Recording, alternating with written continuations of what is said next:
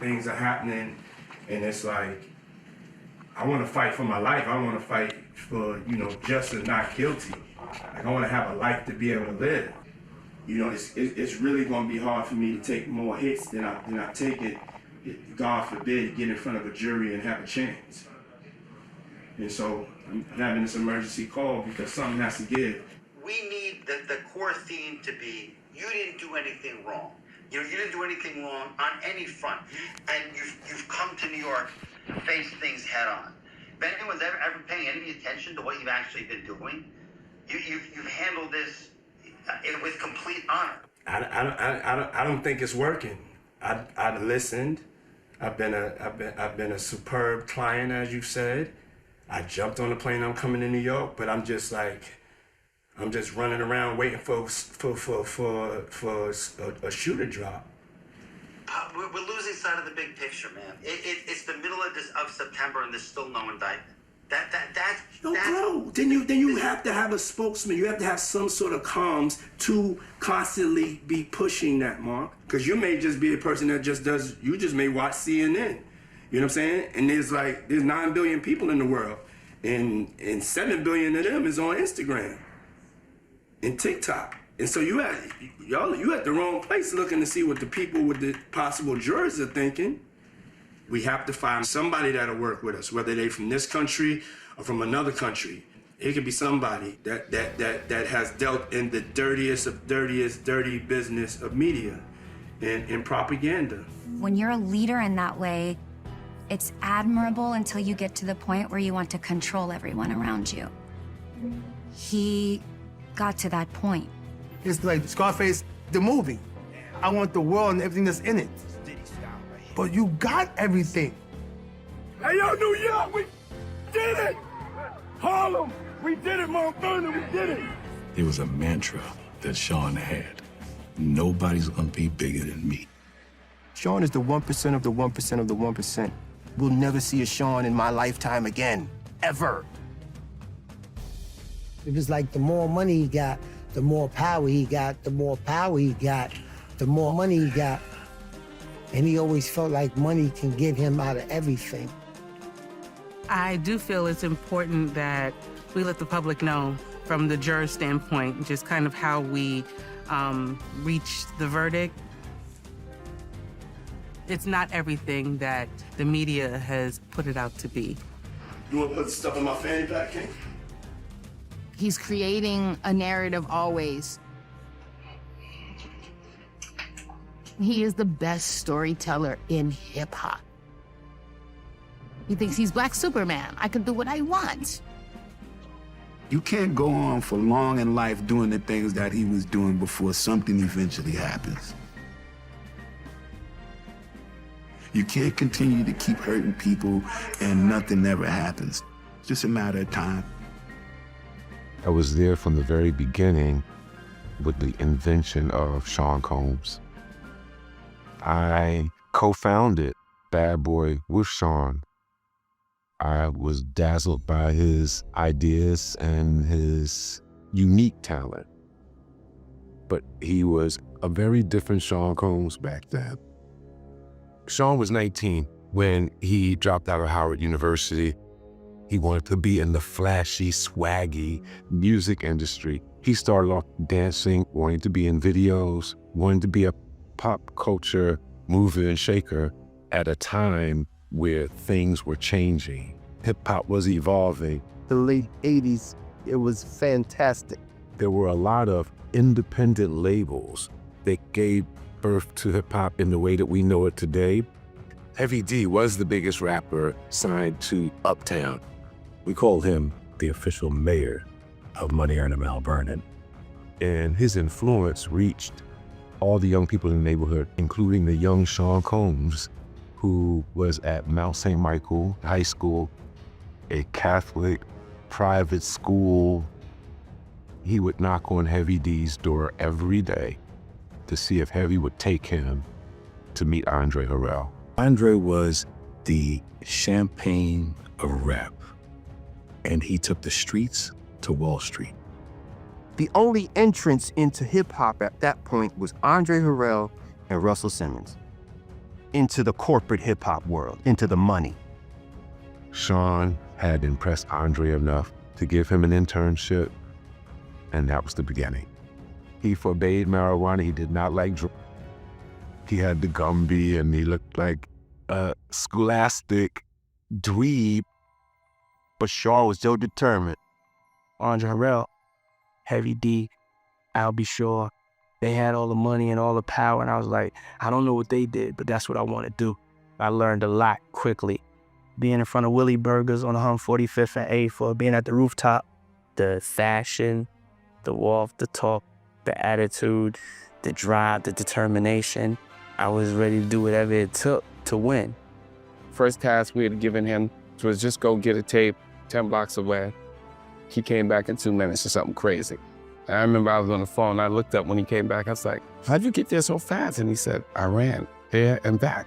He ingratiated himself to Andre and made himself very valuable. You don't want to do without. Like, who's going to get my clothes? Who's going to armor on my tire? This is so convenient. Then they lived together. Andre is taking him under like a son. Andre is the very first patriarch he connected with. Sean grew up with the illusion of what masculinity looks like. My first encounter with Sean, I remember it like yesterday. My family, we rented the first floor of Sean's house. I was my mom and dad's only child, so now Sean has somebody to brother up with. We experienced a lot of firsts together. I didn't know much about him. I know that he had a big ego. I met him around 89, 90. My job was to promote music videos. And Puffy, he was always doing the party promotions, so he's always like handing out the flyers. He was savvy enough to promote parties. They were the most successful parties at that time, but they were all about promoting himself. I went to a party for a good friend. It was getting very late. Puffy is like, oh, you know, I'm having an after party at Andre Harrell's house. Puffy is like very polite, you know, and thanking me for helping him. And he asked me, oh, wow, I just got this call, you know, this girl backed out of this music video, you know, can you do it? And I was like, I don't do music videos. But this party was in New Jersey, and I needed a ride back to Manhattan. So I went along, and I never forget, I had the same clothes on that I had from the night before. The music video was called Straight from the Soul by Finesse and Sinquist. The whole premise was for me to jump out the car and go with these girls and get away from the pimp guy. Was there ever a time that Sean Combs assaulted you? Yes. Someone called me up and told me that, he said, you know, he has your video. And I was like, what? And that's when he described it and explained it. I just want to say this. This thing was incredibly devastating to my family. My mother, she's a social worker. We don't have money. The thing that we had was our pride. We carried ourselves well. We were pretty. We were intelligent. This is the basis of what I had, self-respect. I approached a lot of people for help. I got things like, what do you want me to do about it? To, if I help you, I can't get into his parties. Why would you want to do that? And the girl tape it and then put it up on the screen. I avoided him for a very long time. I ran into him one day. He came to me. He got on his knees and swore he did not do this thing to me and denied it. And that is the very last time I talked to him. When I think back in terms of his rise, it is the most helpless feeling. I was always nauseous when I saw his image. The one image in Times Square where he's holding his fist up, when I saw it, I vomited right there on the street. You are really raising your hand in victory, and I'm living in trauma and defeat. I'm 19 and I always like seeing people entertained. And I thought, you know, over the holidays, just wanted to throw a celebrity basketball game in Harlem. I was at the game, I was on the floor. All of us was there. Every rapper in New York, right? Your MTV Raps came. I'm at City College in the heart of New York City for the Puff Daddy Heavy D first all-time celebrity all-star classic. That was one of the biggest basketball games. If that would have turned out correctly, it would have went down in history. There were lines and lines around the campus to get in. There's no more room, but everyone still wants to come. We open up the doors, everybody starts flowing through, but then thousands more come. We were on the court, warming up to play, and then Dougie Fresh grabbed the mic and said, there's people that are dead. Sean over-promoted, overhyped, and that led to a crowd. The death toll from last week's stampede at a New York charity basketball game has risen to 9. One of the unanswered questions remains who's to blame for the stampede that killed 9 people. My dream for this evening was to bring a positive program to my people, to people of my age, and to people in my community. Whatever must be done to ensure that this never, ever, ever happens again. It was the biggest news ever. That's how he got super famous, was that game and those deaths. That's the beginning of Puff Daddy. Brass that afforded Uptown its distribution money wanted Sean out. I saw Andre fight and fight to keep Sean in, and he did. Andre Harrell, Puff Daddy, he's passed it on to, I guess, his son, Protege. Yes, yeah, Puffy. yes. Tell me a little bit about this man and why you like working with him. Because, you know, he's not intimidated by youth, you know what I'm saying? He knows the importance of leaving a legacy behind. We need more adults out there that's gonna teach the young, such as myself. We had a group back in the day. They drove up to New York unannounced to meet Andre Harrell. When we make love, Jodeci. it's like a dream. They sing for Andre. Andre loves it. Immediately that becomes Puff's first responsibility. Andre put his trust with Sean as opposed to the artist. I don't care who the artist is, you're more important than them. The artists don't work without you. Sean wasn't a producer where he can tell you, you need a C here, a C note, or this is an F, but he did have a good ear for what could be a hit. Let me give you an example. At the Rooftop in Harlem, the DJ Brucey B would mix acapellas from R&B songs, and it drove the kids crazy at the clubs. That's what Sean did with Jodeci on those remixes. It was very minimal. It was very hard. Jodeci's record started climbing the charts. Sean turned that into the blueprint with his special brand of A&R, and then the next artist to benefit from that was Mary J. Blige. Mary's What's the 411 was out the box. He launched a female artist in a male-dominated hip-hop era. Mary became the owner of that sound. In 1992, Sean is promoted to VP of A&R and Artist and Development. Puffy had Jodeci and Mary J. Blige, but Puffy's a big, huge EPMD fan. He was at my crossover video shoot, and he asked me to do the Mary J. Blige intro for the 411 album. I did that for him, and then all of a sudden we became friends. I thought it was a genuine friendship until I see that this game is being played. You got an agenda. Misa, he was trying to court her after we broke up. Sean wants her because Eric was that dude. It was about, I got her, I won her over from him. He had to have the girl. And Sean has a way about, when he gets you, he got you. He got you. And now you become property. Got to the point where he would put his hands on her.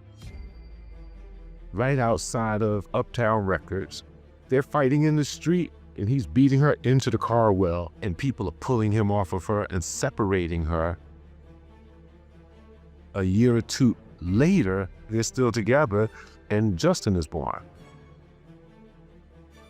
Invited me to be the godfather of his first son. I was able to push that in the back of my mind and say that was a really bad moment, but he was weak, and it was a bad moment. Does that make me part of a Sean Combs cult? Maybe so. I may have been the first disciple, believer, and then overall protector against all odds. At that point, Sean is on top of the world. And his trajectory was only up. Everybody now looking for this kid, because they all have artists that they have to get to the top of the chart. What does that do to a person? Do you think I'm still gonna be like, yes ma'am, no ma'am, thank you very much? He became too big for Uptown Records. I don't be so drunk or high by Wednesday 8 o'clock. I'm not really gonna give a but I give a. There started to be some dissension between Andre and Puff. Andre was the king, town castle of the empire he created, and the intern was taking his place. I remember it like yesterday. Andre called me into his office. He tells me just like this. He says, "Dog, I just fired Puff." I said, "Word?" Andre was like a surrogate dad for Sean. Sean was really sick when Andre fired him. I'm talking about sick. Couldn't believe it. And then Sean called me and he said, "Yo, I'm about to do my thing, dog." The West Coast had the hits that we wanted. Sean signed Biggie in 1992. People didn't know we had to produce Biggie's album for Uptown. He was an Uptown artist. But when Andre fired Puff, he fired him with a caveat. "I'm letting you go, but I'm gonna let you take Big." Andre decided to sell us the Biggie album. But now we had to find a way to pay for it. We were living on borrowed time. I went about setting up the meetings. We met with Epic, Sony, Columbia, and we met with Clive Davis at Arista. Everybody knows him on a first-name basis. Clive runs a $100 million record company called Arista. So we went to Clive and we played a few tracks from Big's album. And I remember one of the first ones that we played was Gimme the Loot, and Clive's eyes went like this. You got the goods, and I bought into his vision. Named it a bad boy, because I wanted to go against the grain. I didn't want to just make records. I didn't want to just make money. I wanted to make history.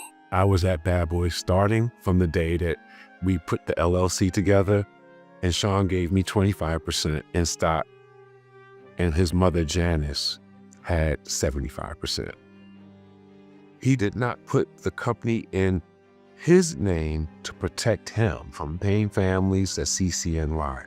And so as he's paper gangstering, he's also trying to street gangster too at the same time. Juicy single dropped somewhere in 94, but Biggie's trajectory was not zero straight to the top. Biggie had a slow start, very nervous at first. At the time, that West Coast thing is happening. So we began to look at what they were doing, and Tupac was like a shining star. Sean was just mesmerized by that particular song, the structure of it, the video and the visuals. It showed the culture. It's like, let me dissect this, let me understand it, let me do it my way. And that dropped, and it took us over the edge with Big. We had Ready to Die before it came out. Big had sent Tupac a demo, and we played that tape to death, man. We played that tape till it was destroyed. And then Pac got the phone call that Big was having an album release party. He said to us, "Man, we all going to that." I never seen someone more excited for someone else's success as Pac was for Big's success. He thought Big was dope. He wasn't doper than him as far as he was concerned, but he was the next thing smoking. Pac would take Big with him on tours and let him open up for him. Pac was developing Thug Life, this ideology of taking back our communities. Big was with that. He felt it. He resonated with it. Sean was insanely jealous of Biggie and Pac's friendship. You know, when I was around Big, I felt like he really loved me. I felt like if I left the room, he wasn't gonna say nothing bad, or somebody said something bad about me, he would defend that. There's a yearning for him to have that complete, total control. You're my artist, you're my best friend, I make hits with you. Why do we need him in the picture? Tupac was a very likable person. All the women loved him. Being a rapper, being a movie star, for Sean, being a marketer. Please welcome Tupac Shakur. And there's envy for people who have success, fame, with no manipulation. Puff is, to me, very threatened by Pac. When I reflect on how this all came into play, it's a trail. Became the ability to get away with anything. Then you circle in the fact that he has legit money. Then you have the antagonist, Tupac Shakur.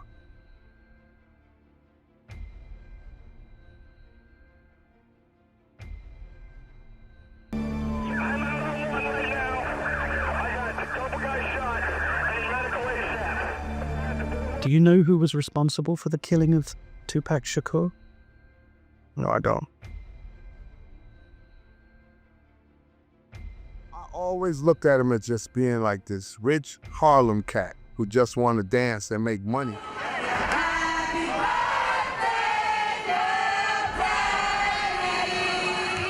Every time I turn around, there's violence. There's this tension that is going on between Pac and Puff. Puff was very threatened by Pac. Puff wanted to work with Pac on a lot of levels, business-wise, and Pac wasn't having it. Tupac was going to do a song with Little Sean. Especially if you're an executive who want the guy to make you money, and the guy's saying no. Out of the blue, they wanted me to do the song, so I said, all right, stopped off to get some weed. Smoked the weed. Then I was getting a page, where you at, where you at, where you at, why you ain't coming? I was like, I'm coming, I'm on my way, hold on. I wasn't thinking, why they want me here so bad?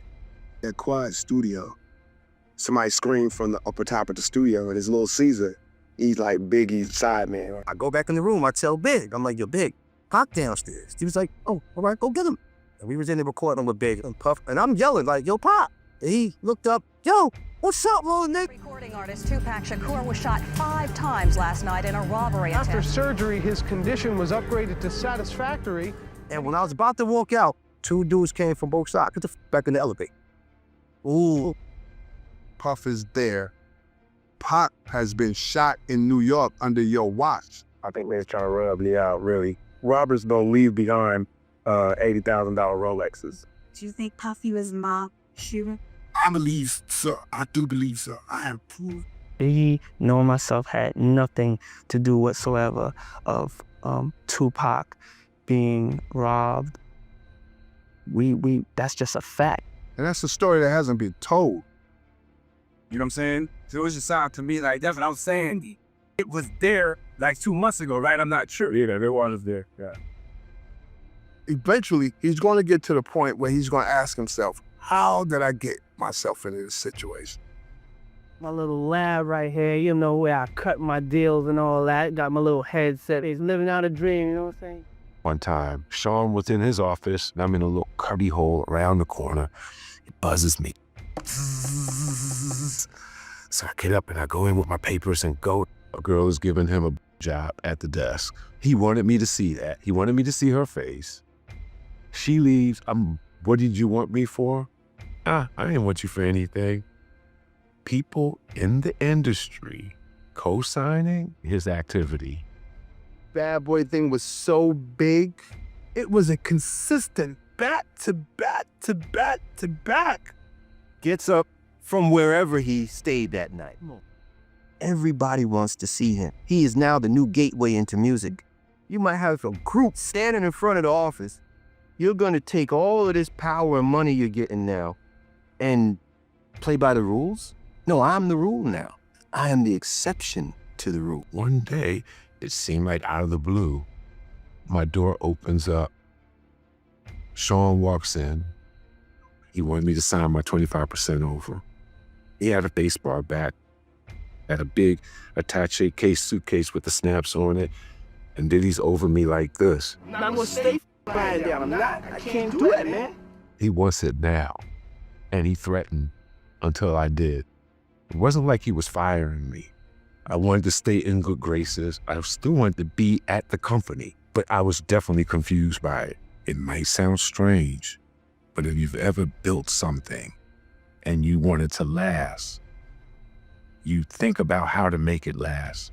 I thought he was kind of cool at first, and then we started seeing some things. Craig started becoming disenchanted. Sean's trick was, I'm gonna make you a star, you sign, follow the money. Bad Boy didn't sell enough records to explain his wealth. You're gonna try your best, and we know you're gonna try your best. In the shell game, you'll be looking for your money for the next 20 years. If Puff records a song with his artist, he pays himself. As an artist, you can go #1, but you don't have the money to go to it because you're not making the proper money off of your royalties. Hell, I was getting money from my father. I think Sean had an envy for his own artists. You really just don't give a f. He used to ask me to always be there in the sessions because I would tell the truth. I'd be like, that's not it. It doesn't sound good and it makes no sense. I think that Puffy wanted the light like he always wanted. That whole Bad Boy was built on him. You cannot take that from him. It wasn't like no secret, that's what he wanted. 6'3", 335-pound Suge Knight has managed to become the head of a $100 million record company. Suge was about that money, but he didn't want to be in that limelight like Puff. He had his own lane. He's a street dude. He's a real street dude. But Suge knew talent and he knew business. And that was my job. How do I make Bad Boy equal the success of Death Row? Me and Puffy, we used to run around with each other. He was getting in the business, I was in the business. Before Bad Boy, Death Row was the most successful label in the business. But I would look over at Death Row and say, they're taking care of their artists better than we are. The Source Awards was happening in New York City. Sean wants to present strength. He wants to show coolness. And then there's a side of him that's all out dark. I was working at the door of the club in Platinum House. Suge Knight came that night with his friend Jake. Suge was looking for Puff. Sean would try to go after people's side chicks. Like a girl in Atlanta that Suge was dealing with. Sean wanted me to take $50,000 out of the overhead account so he could buy her a diamond necklace. Suge and Jake is being escorted out the club. He touched Jake with the pistol and he looked at Suge like this and was shooting Suge friend like this. Puff was like, it's gonna be all right, man, it's gonna be all right. And then the shooter ran.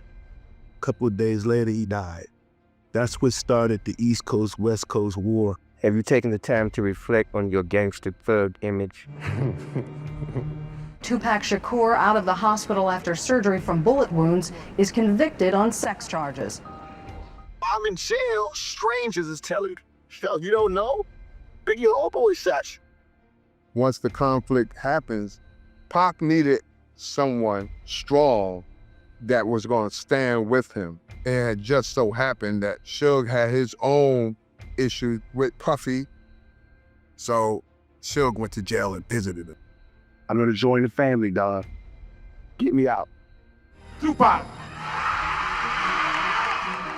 And we will bring a new government here that will feed every person in New York. Sean tried everything to get Biggie upset. It's gonna do nothing but escalate, you know what I'm saying? Biggie never wanted to be an enemy to Pac. Biggie stole my husband legally. I am having his baby, Norm. When Pac was producing All Eyes on Me, he called us and said, I just Faith Evans, Big's wife. And the rumors that's spreading is on some tip like we set him up, you know what I'm saying? And that's crazy. Because no matter what, we all went to the East, they came here, went to the West, whatever. They wasn't arguing with each other. Sean Combs was a friend.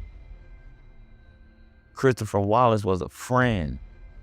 And, you know, when we hanging out with our friends, we gonna protect our friends.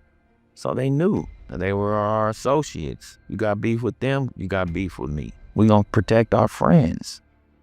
One of the death row people got jumped by someone at a mall. And that someone was from Southside Crips. One of the Crips tried to take a death row chain. It was specific. We want a death row chain. I think that was an order from Bad Boy. That was an order from Puff. The guy who was ripped off for the death row chain is with Suge and Pac. He just whispers to Pac, that's him. It was Orlando Anderson from Southside Crips. That was the foundation. He was out there at the fight. Hi, I'm Tabitha Soren with MTV News. Controversial rapper and actor Tupac Shakur has died in a Las Vegas hospital of complications from several... I was in jail. I was in jail when he got shot. There was a lot of niggas in jail that was celebrating Pac's death. I'm glad that I didn't kill anybody or anybody killed me. But I damn sure came close. Do you know who was responsible for the killing of Tupac Shakur? No, I don't. I think that Sean now, in my mature mind, had a lot to do with the death of Tupac. In 2006, I was recruited to work a task force that was going to look at a cold case investigation. At the time, Tupac's murder was an unsolved case. Gang crimes oftentimes are difficult to solve because you don't get cooperating witnesses. We had built a narcotics case against Keefe D. Keefe D was kind of a shot caller for the Southside Crips. He was very influential in his gang. His nephew, Orlando Anderson, was a very well-known violent gang member. Tupac Shakur had assaulted Orlando Anderson just after the Mike Tyson fight, so Keefe D was potentially looking at a life sentence for federal drug trafficking. We wanted to question him about his potential role in the murder of Tupac Shakur. We let him know that he could potentially mitigate some of the damages if he wanted to come in and talk to us. And the U.S. attorney agreed that they'd allow Keefe D to do a proffer session. A proffer session is when a person facing criminal charges can answer questions wherein self-incriminating information would not be used against him in a criminal prosecution. Doesn't mean they have any kind of immunity. Sean Combs' affiliation with the Southside Crips came by way of a New York street figure known as Zip. Zip set up the introduction between Combs and Keefe D, and then they developed their own relationship. Keefe D says that Sean Combs kind of makes this general announcement while they're all inside a hotel room after a musical event. Then there's a more specific incident that takes place at a deli on Sunset Strip in Los Angeles, a place called Greenblatt's Deli. It says that when Las Vegas happens and they're all out there and his nephew gets assaulted by Tupac, they're like, this is the perfect occasion. The vehicle that Zip was driving that night reportedly had what we call a trap in it, which is a concealed compartment where you can place a gun. It's a difficult thing to find. Zip had driven that car to Las Vegas. A few days before Tupac was murdered, Sean requested that we rent cars and have multiple drivers drive clear across the country to this fight. But I arranged through my budget to make that trip happen for those drivers. And to this day, it stands out in my mind. Why did we rent multiple cars? Why did we hire people from Harlem and other locations to drive? On their way to the club, Suge is blaring his music too loud. He gets pulled over by some police officers. They essentially, say, hey, just turn down your music, no big deal. And it's at this point in time that Suge and Tupac see these girls. If you knew who killed Tupac, would you tell the police? Absolutely not. According to Keefe D, he was never compensated for the murder. But he said that a partial amount of the money was intended to be forwarded to him through Zip to the tune of about $500,000. The $1 million solicitation amount, only half of it was fulfilled because only Tupac and not Suge was killed. Keefe D has a conversation with Darius Rogers with D-Mac, and D-Mac says there had been a payment from Combs to Keefe D, but it had gone through Zip, and then that money was never forwarded. We're just hoping and waiting to see what kind of progress Las Vegas would make with Keefe D's cooperation. Nothing really happens. Ultimately, Zip dies from cancer, and Orlando Anderson is shot and killed in 1998. So it's really Keefe D and Puffy Combs are the last men standing that can be held accountable for Tupac Shakur's murder. With the backdrop of East Coast, West Coast beef, Sean took Biggie to Los Angeles to record what would be the finishing touches on Biggie's Life After Death album, which wasn't titled that yet. We had been warned to not come to LA. There were warnings all along for the last few months that we are not to set foot on the West Coast. It was award show season, and Sean wanted him to start promoting the album. Biggie did not want to go, but Sean talked him into doing all of those things. They were like catcalling and booing. We would not welcome. After the award show, Saturday morning, Biggie and I were to go to London, and we were going to have a 2-3 day press junket to have Biggie be one of the first artists from Bad Boy to meet the European press. I had worked on that for months and weeks leading up. We were supposed to go to the airport. That morning, I'm calling Biggie like crazy. What's going on? Wake up. He's like, yo, Puff is bugging. He just called me and told me, I want you to stay here in LA. I don't want to stay. I want to go. But Sean was adamant. Cancel the flight. Biggie's not going to the UK. What do you mean he's not going to? Click, he hangs up. This was his MO. Ego, power, tripping, all of it because Sean wanted to do a party on enemy turf. That night, Big and Puffy was with us. They were having a party. I spoke to Big, and I was like, yo, man, you know, what are you doing? Cats in LA, man, they get down in these circumstances, man, and you just can't be around here freely. Everybody's mean. I look around, I say, where's Big?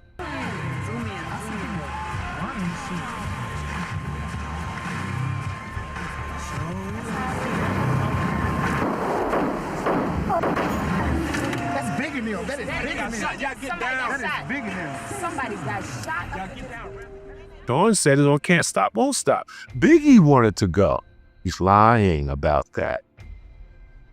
Sean wanted that trip and was pushing it for weeks and weeks.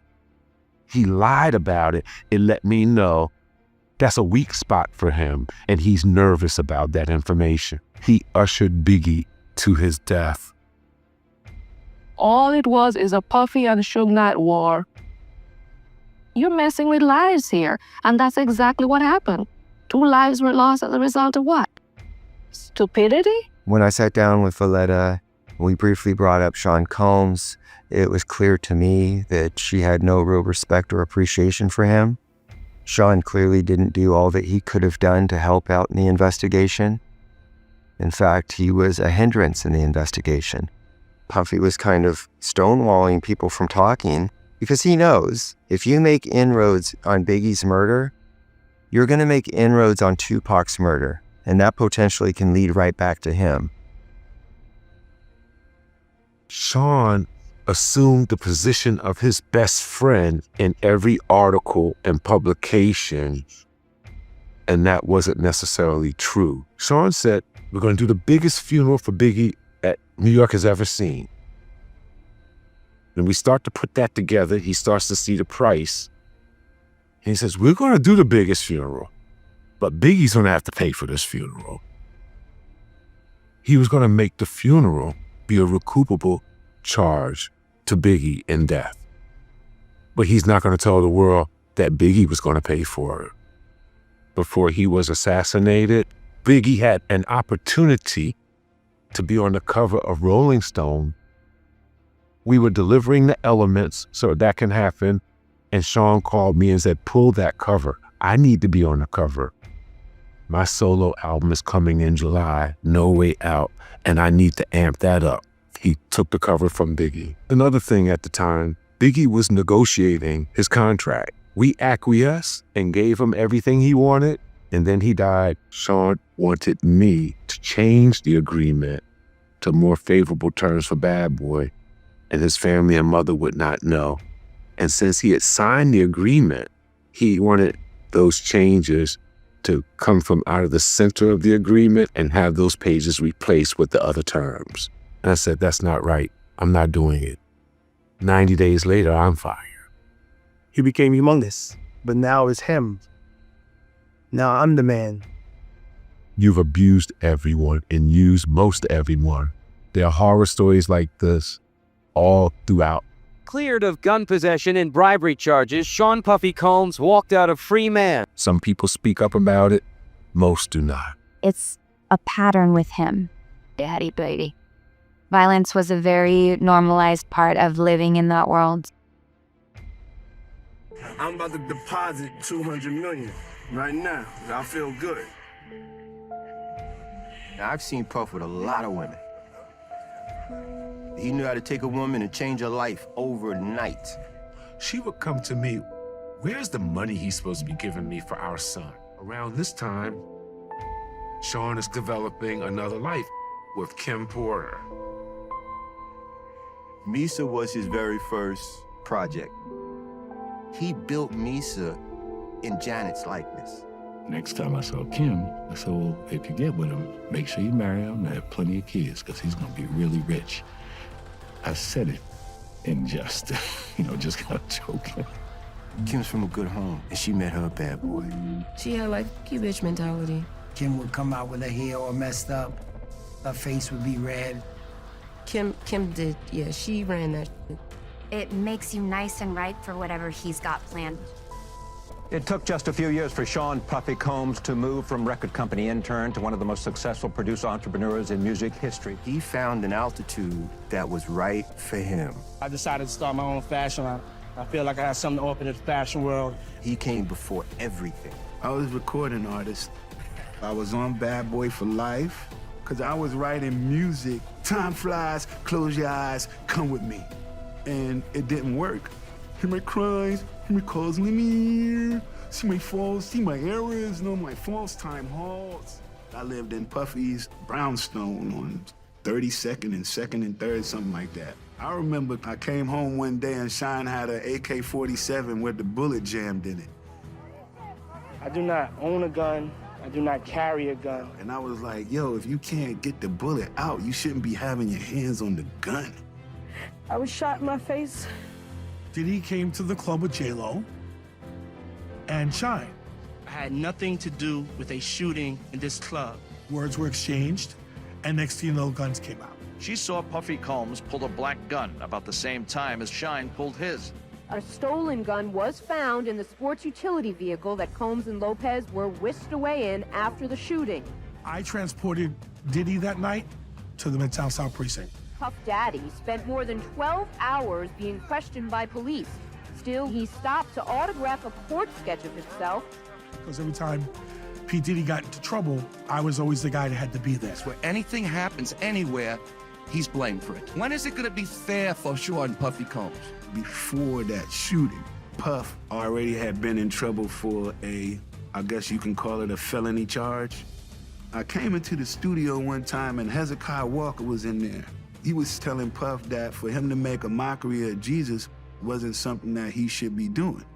Combs had asked fellow record exec Stephen Stout not to run the clip, and when he refused, Puffy and two bodyguards allegedly pummeled Stout with a champagne bottle, telephone, and a chair. So man, he told the security, oh, we're gonna go down to Steve Stout office and do this and this and this. I said, well, I'm gonna sit right here in this chair What's the other verse you want me to be working on while y'all doing that? Steve Stout was beat up pretty bad because I remember he was in the hospital.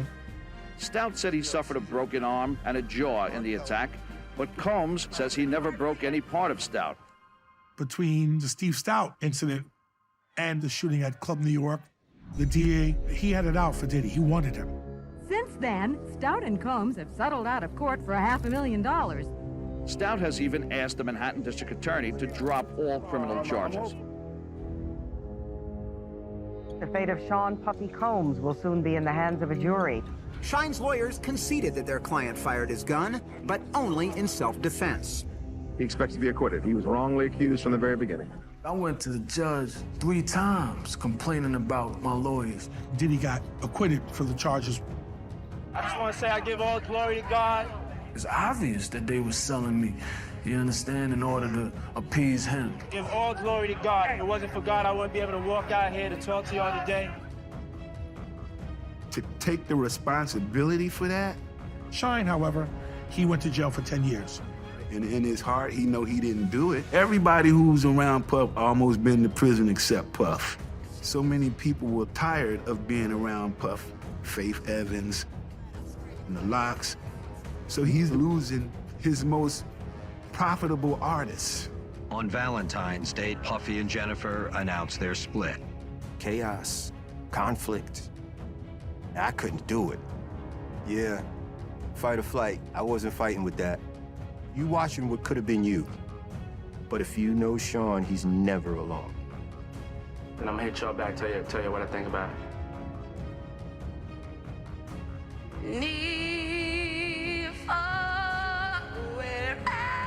I was in school to become an attorney. This was on the cover of the Desert Sun newspaper in our local Palm Springs today. Making the Band was a reality TV show that was a national search to build a supergroup in front of the world. Making the Band, let's go. When you get to a place where you're able to even connect with somebody like a Diddy, of course you're thinking, okay, here's my savior. This is the moment y'all all been waiting for. This is what y'all worked so hard for. So of course I thought that my life would change in a good way, you know? And they gave me a stack of papers like this and told me that I had 24 hours to go through it and sign it. Make sure you have read the fine print, because once you're in, it ain't no way out. Definitely signed it. I felt like we had everything.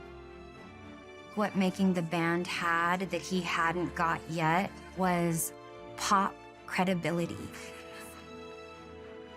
He had just launched Sean John. He would always tell me, I'm on the road to make $1 billion. On that road, he didn't care who got in his way. He made us go walk to Brooklyn from Manhattan for cheesecake. A large strawberry cheesecake with extra strawberries and an apple pie. It's absolute power and control. This is for Diddy. They were fans. Come on, finish up strong. Come on, man. Some of your actions affect the group. He was separating me, and there was a different set of expectations for me. Diddy made it clear that I was the looker.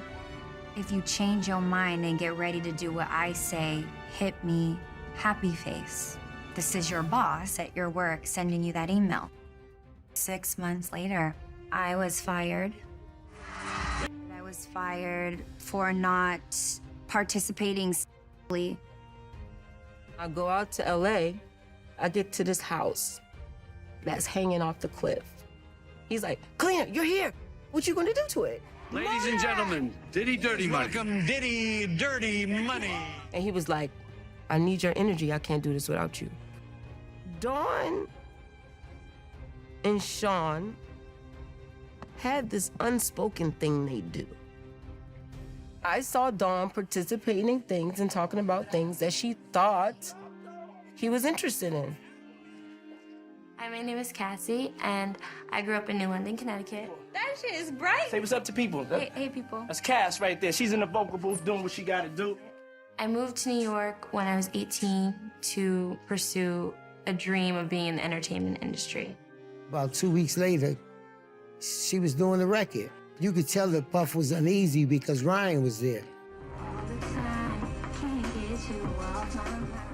Next thing I knew, Cassie was there, and Ryan wasn't. They offered him a crazy number, like $100 million bonus or something like that. I was more of a street dude, back and forth in jail. I didn't think that that was open to us. Cassie, say hi to the people. Hey, people. Say hello. And Kim was around, too. Yeah, Kim was definitely around. But Kim ain't know about Cassie at that time. Cassie was like out in the crowd. She's his trophy, right? At first, Kim would catch her attitude, go to your bitch, or have your bitch do that. When Kim would come around, Cassie had to go and like go get a massage or something. Cause Kim's like, yeah, I'm not doing this shit.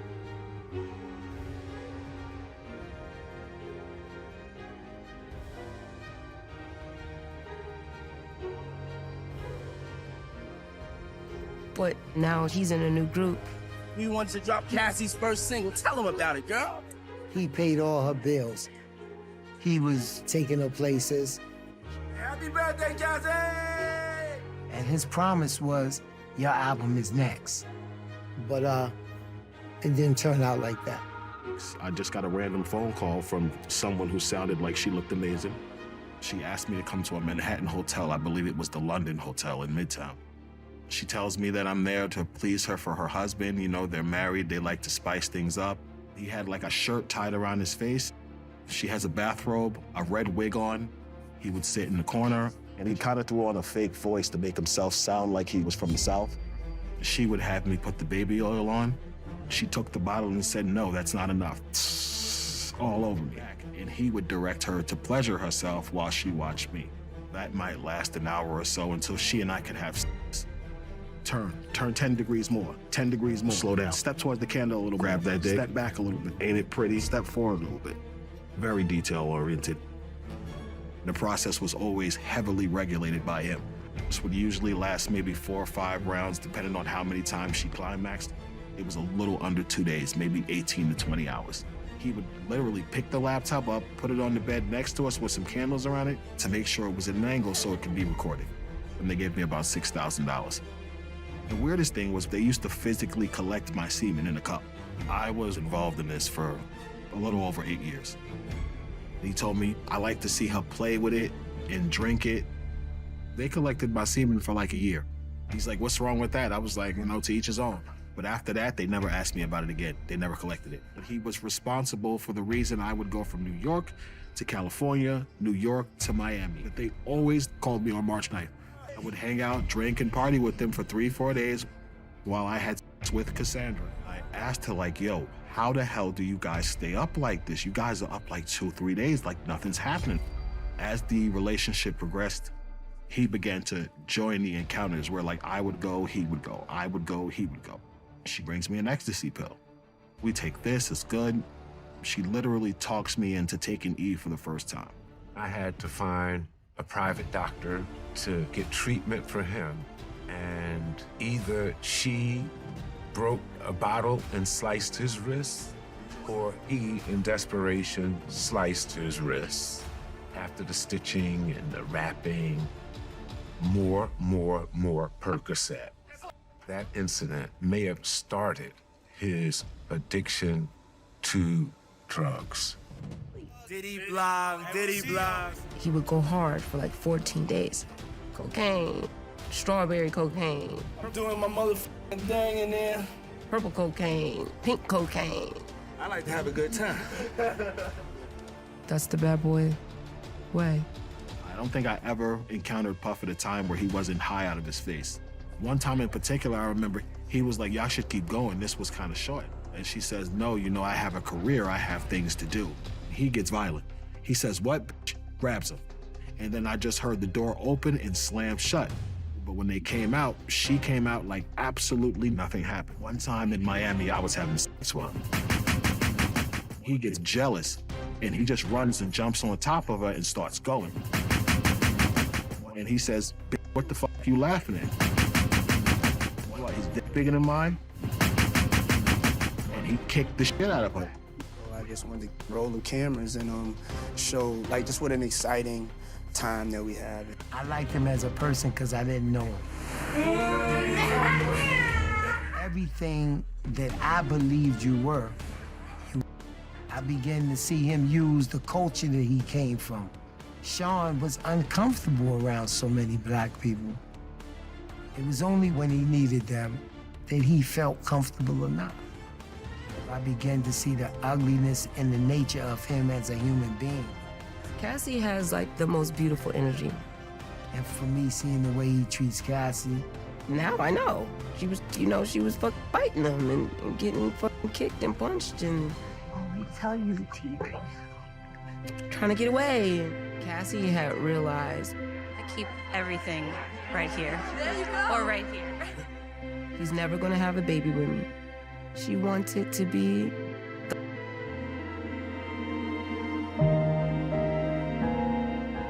In a bombshell lawsuit, Cassie alleges the Bad Boy Records music mogul, throughout their 10-year relationship, physically and sexually abused her. I was no longer going to be embarrassed. I am not the only one. I'm going to stand up. Don't get on. This house lost some money. From dirty money. Another woman is accusing Sean Diddy Combs Sean of Combs is being sexual accused of assault. sexual misconduct by Breaking a music news, another producer. woman is accusing Sean Diddy Combs of sexual assault in a new It's the lawsuit. fourth lawsuit in the last year. Combs is already facing at least 10 lawsuits. There are now more than a dozen civil cases that have been filed against Combs. What level of brokenness, disease is going on? Federal investigators raided his homes in Los Angeles and Miami today as part of a human trafficking investigation. You're on my last album now. All of a sudden, I'm this person, I'm this monster.